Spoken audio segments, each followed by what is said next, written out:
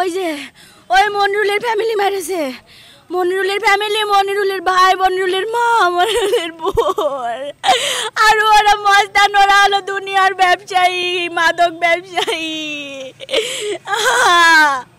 ওরা মেরেছে। আমার সাথে ওর বিয়ে হয়েছে, তাই বাপ্পির ভাইয়ের সাথে আমার সম্পর্ক বিয়ে ছিল। আমি ওটা ছেড়ে দিছি, ও মারধর করতো, আমারে নেশাপান করতো, ওরে আমি ছেড়ে দিছি। দেওয়ার পরে ওর সাথে আমার সম্পর্ক হয়ে আমার ওদের বিয়ে হয়। হওয়ার পরে আমরা ওই জায়গা, ওরা আমাদের পরে মারধর সব কিছু করতো, বোমবাবাজি করতো বাড়ির সামনে।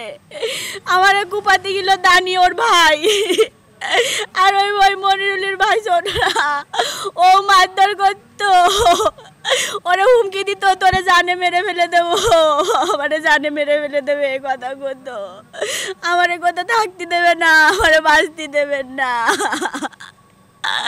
ওরা অত্যাচার করেই যায়। আমরা পুলিশের কাছে গেছি, ডিবির কাছে গেছি, আর্মির কাছে গেছি, কেউ কোনো বিচার করেনি। পুলিশ, আর্মি, ডিবি কেউ বিচার করেনি।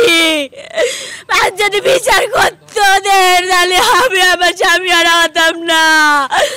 আর যদি বিচার করতো তাহলে আমি স্বামী আর হতাম না।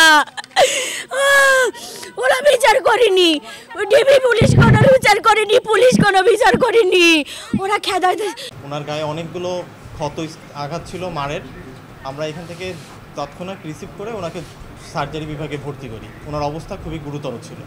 পরবর্তীতে সার্জারি ওয়ার্ড থেকে আমরা যেটা শুনছি যে উনি মারা গেছে, এখন তো ময়নাতদন্তের জন্য এই গ্লাস ঘরে রয়েছে, অতিরিক্ত রক্তক্ষরণের জন্যই মারা গেছে।